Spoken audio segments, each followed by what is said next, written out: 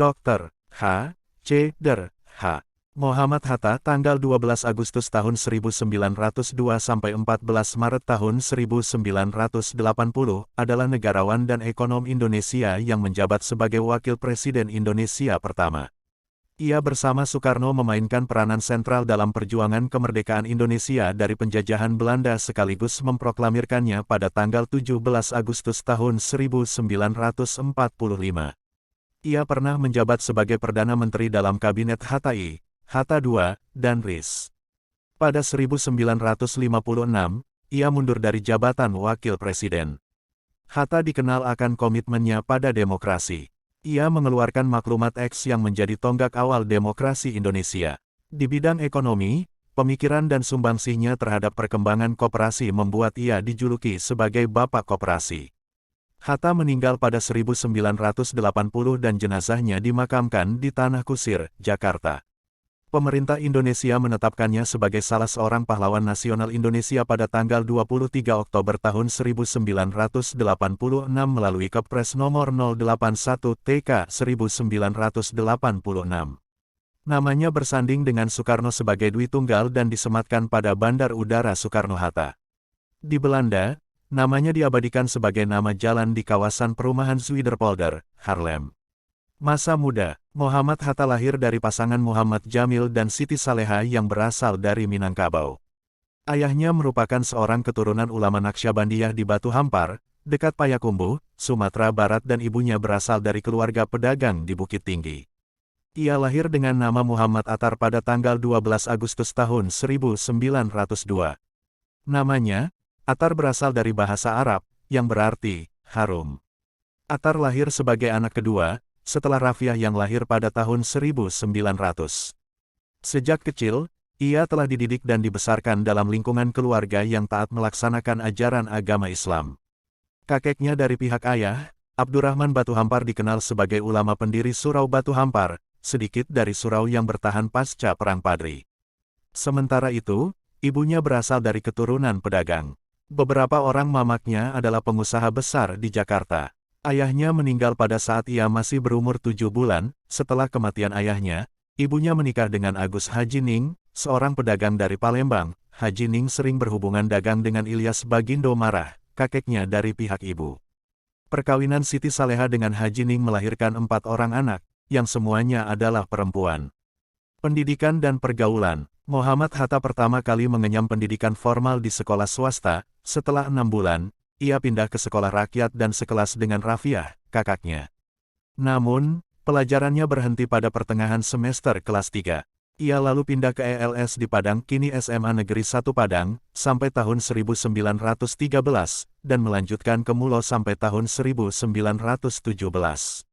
Di luar pendidikan formal, ia pernah belajar agama kepada Muhammad Jamil Jambek, Abdullah Ahmad, dan beberapa ulama lainnya. Selain keluarga, perdagangan memengaruhi perhatian Hatta terhadap perekonomian.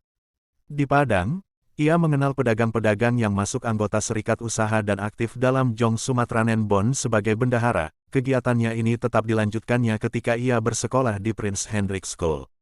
Muhammad Hatta tetap menjadi bendahara di Jakarta. Keluarga, pada tanggal 18 November tahun 1945, Hatta menikah dengan Rahmi Hatta dan 3 hari setelah menikah, mereka bertempat tinggal di Yogyakarta. Kemudian, dikaruniai 3 anak perempuan yang bernama Mutia Farida Hatta, Gemala Rabiah Hatta, dan Halida Nuria Hatta. Perjuangan dan pergerakan. Pergerakan politik ia mulai sewaktu bersekolah di Belanda dari tahun 1921 sampai tahun 1932. Ia bersekolah di Handels Hogeschool, kelak sekolah ini disebut Ekonomische Hogeschool, sekarang menjadi Universitas Erasmus Rotterdam. Selama bersekolah di sana, ia masuk organisasi sosial Indische Vereniging yang kemudian menjadi organisasi politik dengan adanya pengaruh Ki Hajar Dewantara, Cipto Mangunkusumo, dan Douwes Dekker. Pada tahun 1923, Hatta menjadi bendahara dan mengasuh majalah Hindia Putra yang berganti nama menjadi Indonesia Merdeka. Pada tahun 1924, organisasi ini berubah nama menjadi Indische Vereniging Perhimpunan Indonesia. Pada tahun 1926, ia menjadi pimpinan Perhimpunan Indonesia. Sebagai akibatnya, ia terlambat menyelesaikan studi. Di bawah kepemimpinannya, PI mendapatkan perubahan. Perhimpunan ini lebih banyak memperhatikan perkembangan pergerakan di Indonesia dengan memberikan banyak komentar dan banyak ulasan di media massa di Indonesia. Setahun kemudian, ia seharusnya sudah berhenti dari jabatan ketua, namun ia dipilih kembali hingga tahun 1930. Pada Desember tahun 1926, Semaun dari PKI datang kepada Hatta untuk menawarkan pimpinan pergerakan nasional secara umum kepada PI. Selain itu dia dan Semaun membuat suatu perjanjian bernama Konvensi Semaun-Hatta. Inilah yang dijadikan alasan pemerintah Belanda ingin menangkap Hatta. Waktu itu, Hatta belum menyetujui paham komunis. Stalin membatalkan keinginan Semaun, sehingga hubungan Hatta dengan komunisme mulai memburuk. Sikap Hatta ini ditentang oleh anggota PI yang sudah dikuasai komunis. Pada tahun 1927, ia mengikuti sidang Liga Menentang Imperialisme, Penindasan Kolonial dan untuk Kemerdekaan Nasional di Frankfurt. Dalam sidang ini, pihak komunis dan utusan dari Rusia tampak ingin menguasai sidang ini, sehingga Hatta tidak bisa percaya terhadap komunis. Pada waktu itu, majalah PI, Indonesia Merdeka masuk dengan mudah ke Indonesia lewat penyelundupan, karena banyak penggeledahan oleh pihak kepolisian terhadap kaum pergerakan yang dicurigai. Pada tanggal 25 September tahun 1927, Hatta bersama Ali Sastroamijoyo, Nazir Datuk Pamudjak, dan Abdul Majid Jojoadiningrat ditangkap oleh penguasa Belanda atas tuduhan mengikuti partai terlarang yang dikait-kaitkan dengan Semaun, terlibat pemberontakan di Indonesia yang dilakukan PKI dari tahun-tahun 1926 sampai tahun 1927, dan menghasut Opruting supaya menentang kerajaan Belanda. Hatta sendiri dihukum 3 tahun penjara, mereka semua dipenjara di Rotterdam. Dia juga dituduh akan melarikan diri, sehingga dia yang sedang memperkenalkan Indonesia ke kota-kota di Eropa sengaja pulang lebih cepat begitu berita ini tersebar. Semua tuduhan tersebut, ia tolak dalam pidatonya, Indonesia Merdeka, Indonesia Vrij, pada sidang kedua tanggal 22 Maret tahun 1928. Pidato ini sampai ke Indonesia dengan cara penyelundupan. Ia juga dibela 3 orang pengacara Belanda yang salah satunya berasal dari parlemen. Yang dari parlemen, bernama J.E.W. Duys. Tokoh ini memang bersimpati padanya. Setelah ditahan beberapa bulan, mereka berempat dibebaskan dari tuduhan, karena tuduhan tidak bisa dibuktikan. Sampai pada tahun 1931, Muhammad Hatta mundur dari kedudukannya sebagai ketua karena hendak mengikuti ujian sarjana, sehingga ia berhenti dari PI, namun demikian ia akan tetap membantu PI. Akibatnya, PI jatuh ke tangan komunis, dan mendapat arahan dari Partai Komunis Belanda dan juga dari Moskow. Setelah tahun 1931, PI mengecam keras kebijakan Hatta dan mengeluarkannya dari organisasi ini. PI di Belanda mengecam sikap Hatta sebab ia bersama Sujadi mengkritik secara terbuka terhadap PI. Perhimpunan menahan sikap terhadap kedua orang ini. Pada Desember tahun 1931, para pengikut Hatta segera membuat gerakan tandingan yang disebut Gerakan Merdeka yang kemudian bernama Pendidikan Nasional Indonesia yang kelak disebut PNI baru. Ini mendorong Hatta dan Syahrir yang pada saat itu sedang bersekolah di Belanda untuk mengambil langkah konkret untuk mempersiapkan kepemimpinan di sana. Hatta sendiri merasa perlu untuk menyelesaikan studinya terlebih dahulu. Oleh karenanya, Syahrir terpaksa pulang dan untuk memimpin PNI. Kalau Hatta kembali pada 1932, diharapkan Syahrir dapat melanjutkan studinya. Tahun 1932 sampai tahun 1941, pengasingan. Sekembalinya ia dari Belanda, ia ditawarkan masuk kalangan Sosialis Merdeka Onafhankelijk Socialistische Partij, OSP untuk menjadi anggota parlemen Belanda, dan menjadi perdebatan hangat di Indonesia pada saat itu. Pihak OSP mengiriminya telegram pada tanggal 6 Desember tahun 1932, yang berisi kesediaannya menerima pencalonan anggota parlemen. Ini dikarenakan ia berpendapat bahwa ia tidak setuju orang Indonesia menjadi anggota dalam parlemen Belanda.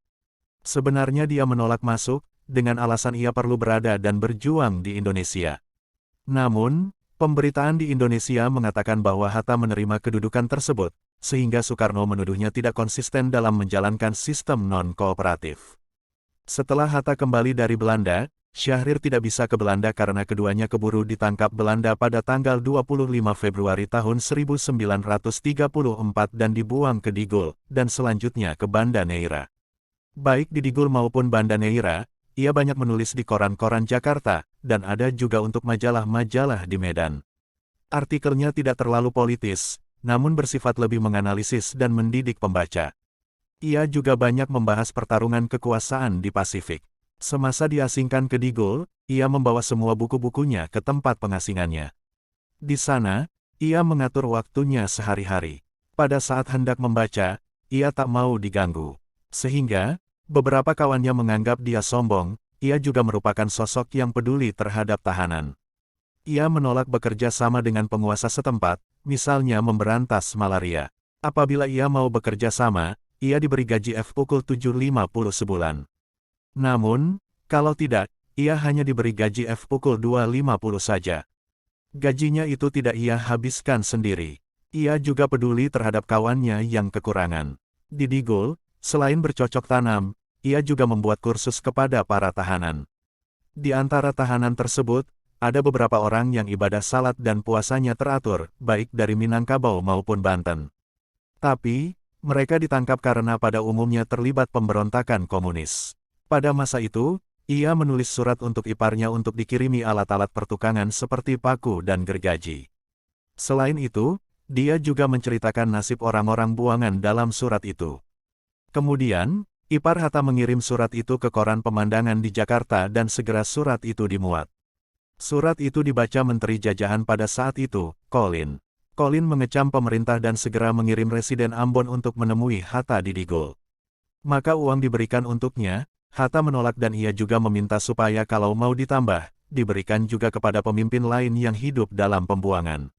Pada 1937, ia menerima telegram yang mengatakan dia dipindah dari Digul ke Banda Neira. Hatta pindah bersama Syahrir pada bulan Februari pada tahun itu, dan mereka menyewa sebuah rumah yang cukup besar. Di situ, ada beberapa kamar dan ruangan yang cukup besar. Adapun ruangan besar itu digunakannya untuk menyimpan bukunya dan tempat bekerjanya. Sewaktu di Banda Neira, ia bercocok tanam dan menulis di koran, Sintitpo, dipimpin Liem Koen Hian. Bulanan ini berhenti pada 1938 dengan honorarium F75 dalam bahasa Belanda.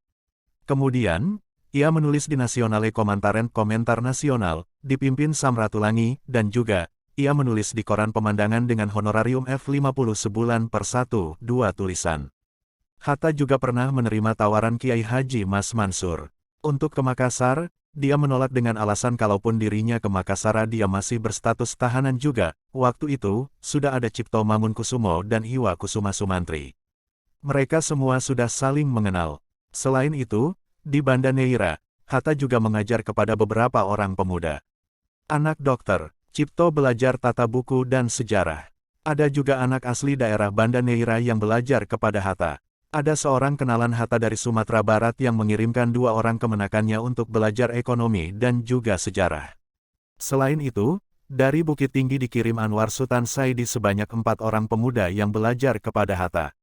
Pada tahun 1941, Muhammad Hatta menulis artikel di koran Pemandangan yang isinya supaya rakyat Indonesia jangan memihak kepada baik ke pihak Barat ataupun fasisme Jepang. Kelak, pada zaman Jepang tulisan Hatta dijadikan bahan oleh penguasa Jepang untuk tidak percaya Hatta selama Perang Pasifik, yang mana, kelak tulisan Hatta dibaca Murase, seorang wakil kepala Kempeitai Dinas Intelijen, dan menyarankan Hatta agar mengikuti Nippon Seishin di Tokyo pada November tahun 1943. Tahun 1942 sampai tahun 1945, penjajahan Jepang. Pada tanggal 8 Desember tahun 1941, Angkatan Perang Jepang menyerang Pearl Harbor, Hawaii. Ini memicu Perang Pasifik, dan setelah Pearl Harbor, Jepang segera menguasai sejumlah daerah, termasuk Indonesia. Dalam keadaan genting tersebut, pemerintah Belanda memerintahkan untuk memindahkan orang-orang buangan dari Digul ke Australia, karena khawatir kerjasama dengan Jepang. Hatta dan Syahrir dipindahkan pada Februari tahun 1942, ke Sukabumi setelah menginap sehari di Surabaya dan naik kereta api ke Jakarta. Bersama kedua orang ini, turut pula 3 orang anak-anak dari Banda yang dijadikan anak angkat oleh Syahrir. Setelah itu, ia dibawa kembali ke Jakarta. Ia bertemu Mayor Jenderal Harada. Hatta menanyakan keinginan Jepang datang ke Indonesia. Harada menawarkan kerjasama dengan Hatta. Kalau mau, ia akan diberi jabatan penting. Hatta menolak, dan memilih menjadi penasihat. Ia dijadikan penasihat dan diberi kantor di Pegangsaan Timur dan rumah di Oranye Boulevard, Jalan Diponegoro. Orang terkenal pada masa sebelum perang, baik orang pergerakan, atau mereka yang bekerja sama dengan Belanda, diikutsertakan seperti Abdul Karim Pringgodikdo, Surahman, Sujitno Mangunkusumo, Sunarjo Kolopaking, Supomo, dan Sumargo Joyo Hadikusumo. Pada masa ini, ia banyak mendapat tenaga-tenaga baru. Pekerjaan di sini merupakan tempat saran oleh pihak Jepang. Jepang mengharapkan agar Hatta memberikan nasihat yang menguntungkan mereka, malah Hatta memanfaatkan itu untuk membela kepentingan rakyat. 1945, mempersiapkan kemerdekaan Republik Indonesia. Saat-saat mendekati proklamasi pada tanggal 22 Juni tahun 1945, Badan Penyelidik Usaha Persiapan Kemerdekaan Indonesia, BPUPKI, membentuk panitia kecil yang disebut Panitia 9 dengan tugas mengolah usul dan konsep para anggota mengenai dasar negara Indonesia. Panitia kecil itu beranggotakan 9 orang dan diketuai oleh Ir. Soekarno. Anggota lainnya Bung Hatta, Muhammad Yamin, Ahmad Subarjo, A.A. Maramis, Abdul Kahar Muzakir, Wahid Hashim, H. Agus Salim, dan Abi Kusno Cokro Sujoso. Kemudian pada tanggal 9 Agustus tahun 1945, Bung Hatta bersama Bung Karno dan Rajiman Wediodiningrat diundang ke Dalat, Vietnam untuk dilantik sebagai Ketua dan Wakil Ketua Panitia Persiapan Kemerdekaan Indonesia (PPKI). Badan ini bertugas melanjutkan hasil kerja BPUPKI dan menyiapkan pemindahan kekuasaan dari pihak Jepang kepada Indonesia. Pelantikan dilakukan secara langsung oleh Panglima Asia Tenggara Jenderal Tarauchi.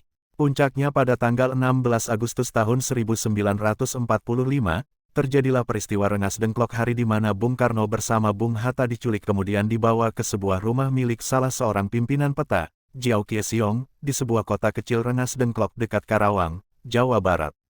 Penculikan itu dilakukan oleh kalangan pemuda, dalam rangka mempercepat tanggal proklamasi kemerdekaan Indonesia. Malam hari, mereka mengadakan rapat untuk persiapan proklamasi kemerdekaan Indonesia di kediaman Laksamana Tadashi Maeda di Jalan Imam Bonjol 1 Jakarta. Sebelum rapat, mereka menemui Somabuko, Kepala Pemerintahan Umum, Maijen Nishimura untuk mengetahui sikapnya mengenai pelaksanaan proklamasi kemerdekaan Indonesia. Pertemuan tersebut tidak menghasilkan kesepahaman sehingga tidak adanya kesepahaman itu meyakinkan mereka berdua untuk melaksanakan proklamasi kemerdekaan itu tanpa kaitan lagi dengan Jepang. Tahun 1945 sampai tahun 1956 menjadi Wakil Presiden pertama Indonesia. Pada tanggal 17 Agustus tahun 1945, hari yang sangat ditunggu-tunggu oleh seluruh rakyat Indonesia, dia bersama Soekarno resmi memproklamasikan kemerdekaan di Jalan Pegangsaan Timur 56 Jakarta pukul 10 waktu Indonesia Barat. Dan keesokan harinya pada tanggal 18 Agustus tahun 1945, dia resmi dipilih sebagai Wakil Presiden RI yang pertama mendampingi Presiden Soekarno.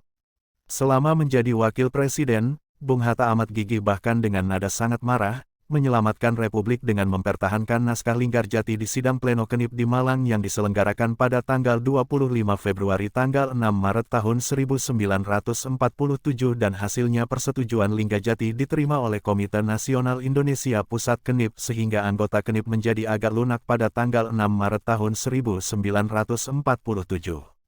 Pada saat terjadinya agresi militer Belanda pada tanggal 21 Juli tahun 1947, Hatta dapat meloloskan diri dari kepungan Belanda dan pada saat itu dia masih berada di Pematang Siantar. Dia dengan selamat bersama dengan Gubernur Sumatera Mer. T. Hasan tiba di Bukit Tinggi. Sebelumnya pada tanggal 12 Juli tahun 1947 Bung Hatta mengadakan Kongres Koperasi I di Tasikmalaya yang menetapkan tanggal 12 Juli sebagai Hari Koperasi di Indonesia. Kemudian dalam Kongres Koperasi II di Bandung tanggal 12 Juli tahun 1953, Bung Hatta diangkat sebagai Bapak Koperasi Indonesia. Kemudian, Bung Hatta dengan kewibawaannya sebagai Wakil Presiden hendak memperjuangkan sampai berhasil Perjanjian Renville dengan berakibat jatuhnya Kabinet Amir dan digantikan oleh Kabinet Hatta. Pada era Kabinet Hatta yang dibentuk pada tanggal 29 Januari tahun 1948, Bung Hatta menjadi Perdana Menteri dan merangkap jabatan sebagai Menteri Pertahanan.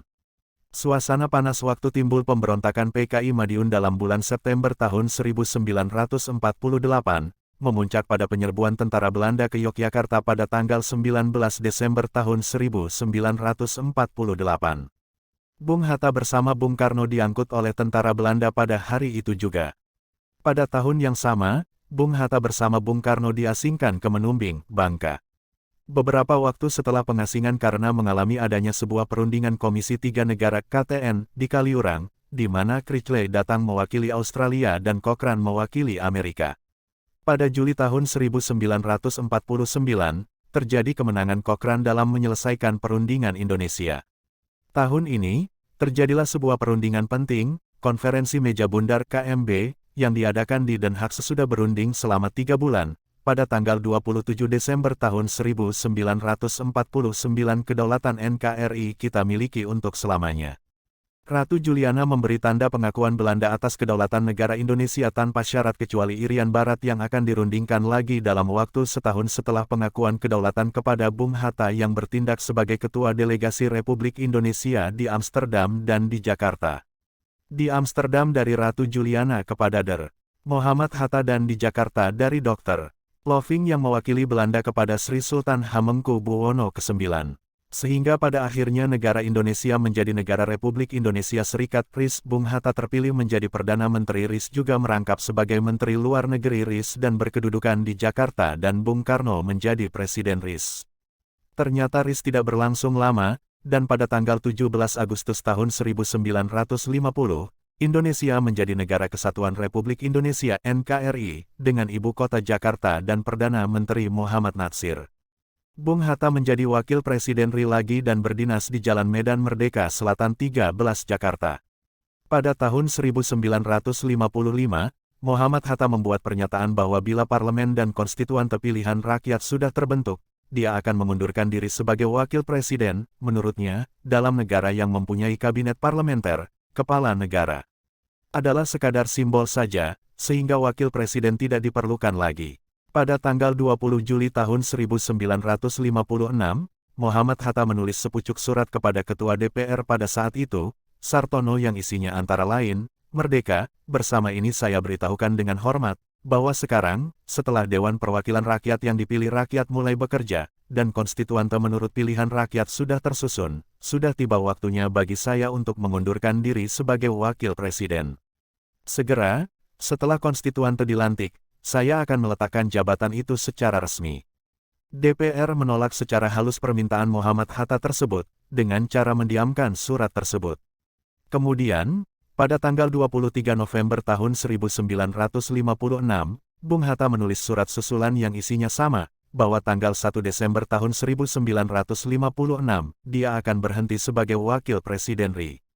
Akhirnya, pada sidang DPR pada tanggal 30 November tahun 1956, DPR akhirnya menyetujui permintaan Muhammad Hatta untuk mengundurkan diri dari jabatan sebagai Wakil Presiden, jabatan yang telah dipegangnya selama 11 tahun. Di akhir tahun 1956 juga, Hatta tidak sejalan lagi dengan Bung Karno karena dia tidak ingin memasukkan unsur komunis dalam kabinet pada waktu itu. Sebelum ia mundur, dia mendapatkan gelar Dr. Honoris Causa dari Universitas Gadjah Mada, Yogyakarta. Sebenarnya gelar Dr. Honoris Causa ingin diberikan pada tahun 1951. Namun, gelar tersebut baru diberikan pada tanggal 27 November tahun 1956. Demikian pula Universitas Indonesia pada tahun 1951 telah menyampaikan keinginan itu tetapi Bung Hatta belum bersedia menerimanya. Kata dia, nanti saja kalau saya telah berusia 60 tahun. Setelah mundur dari jabatannya sebagai Wakil Presiden RI pada tanggal 1 Desember tahun 1956, yang kemudian disahkan melalui Keputusan Presiden RI nomor 13 tahun 1957 tentang pemberhentian Dr. Muhammad Hatta dari jabatan sebagai Wakil Presiden Republik Indonesia tertanggal 5 Februari tahun 1957, dia dan keluarga berpindah rumah dari Jalan Medan Merdeka Selatan 13 ke Jalan Diponegoro 57. Bung Hatta tak pernah menyesal atas keputusan yang telah ia buat. Kegiatan sehari-hari Bung Hatta setelah pensiun adalah menambah dari penghasilan menulis buku dan mengajar. Meskipun sudah tak menjabat lagi sebagai Wakil Presiden, Pada tahun 1957 dia berangkat ke Cina karena mendapat undangan dari pemerintah RRC.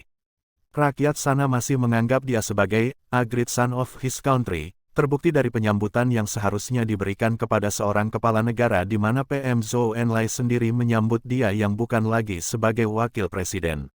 Tahun 1963 Bung Hatta pertama kali mengalami jatuh sakit dan mendapatkan perawatan di Stockholm, Swedia atas perintah Soekarno, dengan biaya negara, karena perlengkapan medis di sana lebih lengkap. Pada tanggal 31 Januari tahun 1970, melalui Kepres No. 12/1970 telah dibentuk Komisi 4 yang bertugas mengusut masalah korupsi. Untuk keperluan itu Dr. Moh Hatta, mantan Wakil Presiden RI, telah diangkat menjadi penasehat Presiden dalam masalah pemberantasan korupsi. Komisi 4 ini diketuai oleh Wilopo, SH, dengan anggota-anggota, I.J. Kasimo, Prof. Dr. Yohanes H. Anwar Cokroaminoto, dengan Sekretaris Kepala Bakin, Sekretaris Kopkamtib, Maijen Sutopo Juwono. Dr. Moh Hatta juga ditunjuk sebagai penasehat Komisi 4 tersebut. Tetapi secara kontroversial, Presiden Soeharto membubarkan komisi tersebut dan hanya memberikan izin untuk mengusut tuntas 2 kasus korupsi saja. Hatta dipercaya oleh Presiden Soeharto untuk menjadi anggota Dewan Penasehat Presiden. Pada tanggal 15 Agustus tahun 1972, Bung Hatta mendapat anugerah Bintang Republik Indonesia kelas 1 dari Pemerintah Republik Indonesia. Kemudian, pada tahun yang sama pemerintah Provinsi DKI Jakarta mengangkat dia sebagai warga utama ibu kota Jakarta dengan segala fasilitasnya, seperti perbaikan besarnya pensiun dan penetapan. Rumah dia menjadi salah satu gedung yang bersejarah di Jakarta. Kemudian, pada tahun 1975, Bung Hatta menjadi anggota Panitia 5 bersama Prof. Mer. Subarjo, Prof. Mer. Sunario, A.A. Maramis, dan Prof. Mer. Pringgodikdo untuk memberi pengertian mengenai Pancasila sesuai dengan alam pikiran dan semangat lahir dan batin para penyusun UUD 1945 dengan Pancasilanya. Ternyata, Bung Hatta resmi menjadi Ketua Panitia 5. Tak hanya itu, Bung Hatta kembali mendapatkan gelar Doctor Honoris Causa sebagai tokoh proklamator dari Universitas Indonesia yang seharusnya diberikan pada tahun 1951. Pemberian gelar tersebut dilakukan di Jakarta pada tanggal 30 Juli tahun 1975 dan diberikan secara langsung oleh Rektor Mahar Marjono. Pada tahun 1978 bersama dengan Jenderal Abdul Haris Nasution, Bung Hatta mendirikan Yayasan Lembaga Kesadaran Berkonstitusi yang bertujuan mengkritik penggunaan Pancasila dan UUD 1945 untuk kepentingan rezim otoriter Soeharto. Dan pada tahun 1979, di mana tahun tersebut merupakan tahun kelima Bung Hatta masuk ke rumah sakit. Kesehatan Bung Hatta semakin menurun. Walaupun begitu, semangatnya tetap saja tinggi. Ia masih mengikuti perkembangan politik dunia. Hatta wafat pada tanggal 14 Maret tahun 1980 pada pukul 18.56 di Rumah Sakit Cipto Mangunkusumo, Jakarta setelah 11 hari ia dirawat di sana. Selama hidupnya, Bung Hatta telah dirawat di rumah sakit sebanyak 6 kali pada tahun 1963, 1967, 1971, 1976, 1979, dan terakhir pada tanggal 3 Maret tahun 1980. Keesokan harinya, dia disemayamkan di kediamannya Jalan Diponegoro 57, Jakarta dan dikebumikan di TPU Tanah Kusir, Jakarta disambut dengan upacara kenegaraan yang dipimpin secara langsung oleh Wakil Presiden pada saat itu, Adam Malik. Ia ditetapkan sebagai pahlawan proklamator pada tahun 1986 oleh pemerintahan Soeharto. Gelar pahlawan. Setelah wafat, pemerintah memberikan gelar pahlawan proklamator kepada Bung Hatta pada tanggal 23 Oktober tahun 1986 bersama dengan mendiang Bung Karno. Pada tanggal 7 November tahun 2012, Bung Hatta secara resmi bersama dengan Bung Karno ditetapkan oleh Presiden Susilo Bambang Yudhoyono sebagai pahlawan nasional.